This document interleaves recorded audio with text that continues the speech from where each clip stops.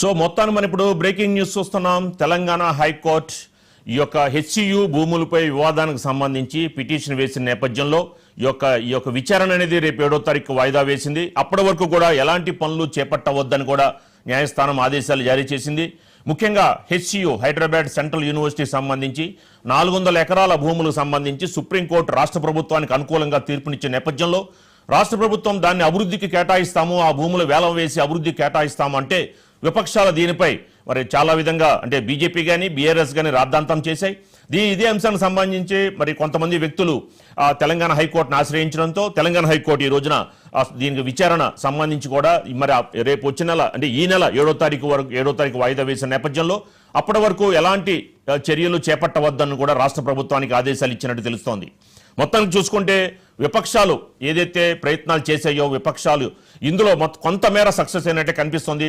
So counter దాఖలు చేయాలని కూడా రాష్ట్ర ప్రభుత్వాన్ని తెలంగాణ హైకోర్టు ఆదేశించిన నేపథ్యంలో మరి రేపు 7వ తారీఖు వాయిదా వేసింది. 7వ తారీఖున మరి ఏం చెప్పబోతుంది అనేది కూడా దీనిపై చాలా మంది కూడా చాలా యాంగ్జైటీకి ఎదురు చూస్తున్నారు.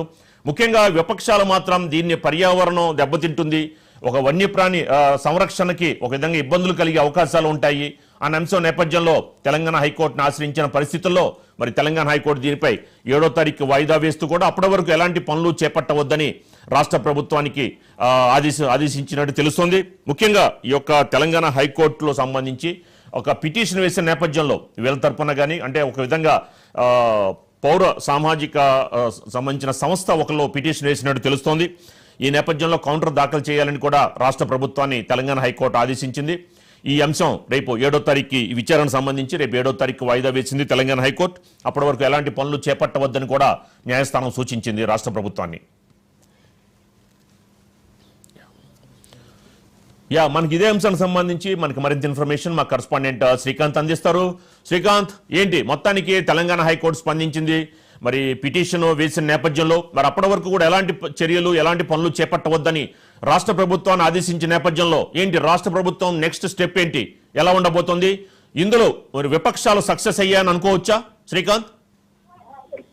కంచగచ్చిపోయిన భూముల వివాదం ఏదైతుందో ఎస్సీ స్టూడెంట్స్ ఏదైతే ఆందోళన నేపథ్యంలో ఇది సామాజిక మాధ్యమాల ద్వారా ప్రచారం జరిగిందని చెప్పొచ్చు. ఇప్పటికే వారికి ఎస్సీ స్టూడెంట్స్ చేస్తున్నటువంటి ఏదైతే ఆందోళనలు ఉన్నాయో దానికి వివిధ వర్గాల ద్వారా దేశవ్యాప్తంగా ఒక మద్దతు లాంటిది లభించిందని చెప్పొచ్చు. ఈ నేపథ్యంలోనే వారి లాఠీ చార్జ్ లాంటి అంశాలు కావచ్చు, ప్రతిపక్షాలు అన్ని ఏకదాటిపై వచ్చి ఆ ప్రభుత్వాన్ని ఇరుకున పెట్టే విధంగా విమర్శలు చేయడం, అదేవిధంగా అక్కడ వన్యప్రాణులు ఉన్నాయి, అక్కడ అటవీ ప్రాంతం అని చెప్పి ఇటు బీజేపీ కేంద్రంలో ఉన్న అధికార పార్టీకి సంబంధించినట్టు బీజేపీకి సంబంధించిన ఎంపీలు, ఎమ్మెల్యేలు, ఎమ్మెల్సీలు, పార్టీ నేతలు, అదేవిధంగా ఏబీకి సంబంధించినట్టు వారు ఇదంతా ఒక ఇటు ఎస్సీకి సంబంధించినట్టు భూముల అమ్మకాలు జరుగుతున్నాయి, అక్కడ వన్యప్రాణులు ఉన్నాయి అన్ని అంటే ఏదైతే ఇష్యూ రేజ్ చేశారో ఇదంతా హైకోర్టు తీసుకెళ్ళడం, హైకోర్టులో పిలివేయడం, తర్వాత దీంతో విచారణ చేయడం, హైకోర్టు కూడా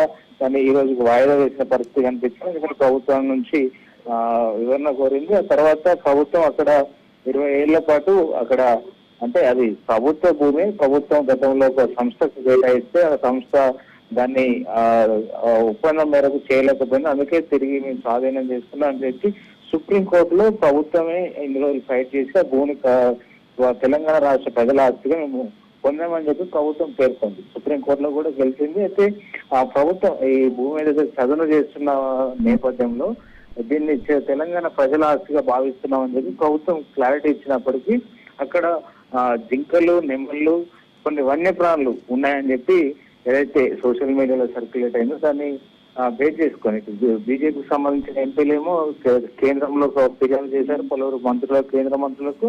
అటు ఫారెస్ట్ డిపార్ట్మెంట్ నుంచి కూడా రాష్ట్రానికి లేఖ వచ్చింది. ఇటు కోర్టుకు వెళ్ళేసరికి కోర్టు కూడా దీనికి సంబంధించి నిన్న ఈ రోజు వరకు అసలు అక్కడ చెట్ల తొలగింపు అనేది చేయరాదు, ఎందుకంటే ఫారెస్ట్ ఎన్విరాన్మెంటల్ డ్యామేజ్ చేస్తున్నారని చెప్పి నిన్న స్టే విధించిన పరిస్థితి కనిపించింది. అయితే అయినా కూడా ఇక్కడ రాష్ట్ర ప్రభుత్వం ఆ చెట్ల తొలగింపు కార్యక్రమం కంటిన్యూ చేస్తుందని చెప్పి విద్యార్థి వీడియో తీశాడు. దాన్ని ఆ విద్యార్థిని అరెస్ట్ చేసి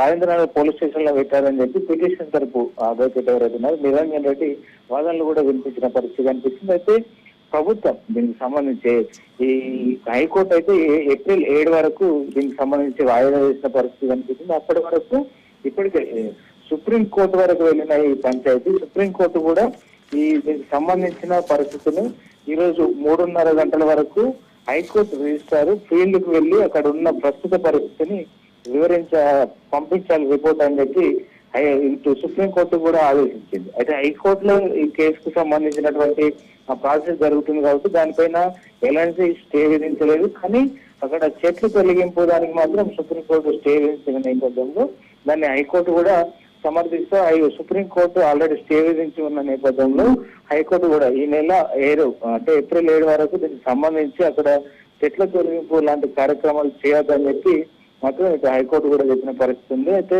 రాష్ట్ర ప్రభుత్వం అయితే పూర్తిగా మా ప్రభుత్వ భూమి అనేది ప్రధానంగా వాదిస్తుంది. ఎందుకంటే ఇటు ఎస్సీకు సంబంధించి ఇటు గచ్చిబౌలి కావచ్చు, అదేవిధంగా ఇటు గోపన్పల్లి కావచ్చు, గోపన్పల్లికి సంబంధించి గచ్చిబౌలి భూమికి సంబంధించి బదలాయింపును మెయిన్ గా ఇక్కడ రాష్ట్ర ప్రభుత్వం చేస్తుంది. రాష్ట్ర ప్రభుత్వం దాదాపు 20 ఏళ్లుగా ఇటు కోర్టులలో కొట్లాడి భూమి సాధించాము, ఇది రాష్ట్ర ప్రజల ఆస్తి అని చెప్తున్నప్పటికీ ఇది పూర్తి అటవీ శాఖ పరిధి, ఇక్కడ వన్యప్రాణులు ఉన్నాయని చెప్పి చెప్తున్నారు. ఇది ప్రతిపక్షం అయితే ఒక రకంగా ఇందాక మీరు అన్నట్టు సక్సెస్ అయ్యాయనే చెప్పొచ్చు. విమర్శలు అంటే ఇక ప్రభుత్వం ఏమో విద్యార్థులను ఉసిగొలిపారని ప్రభుత్వం ఒకవైపు చెప్తుంటే అక్కడ విద్యార్థులకు భవిష్యత్తులో ఎస్సీని విస్తరించేందుకు ఆ భూమి ఉపయోగపడుతుంది, అక్కడ పరిశోధనలకు ఆ భూమి ఉపయోగపడుతుంది అనేది ఆ ప్రతిపక్షాలు చెప్తున్నాయి. అదేవిధంగా ఈ 400 ఎకరాలను మేము భవిష్యత్తులో దీన్ని ఎక్కువ టూరిజం హబ్ గా తీర్చిదిద్దాం, పార్క్ గా తీర్చిదిద్దాం అని చెప్పి కొద్దిసేపటి క్రితం టీఆర్ఎస్ వర్కింగ్ ప్రెసిడెంట్ కేటీఆర్ చెప్పారు.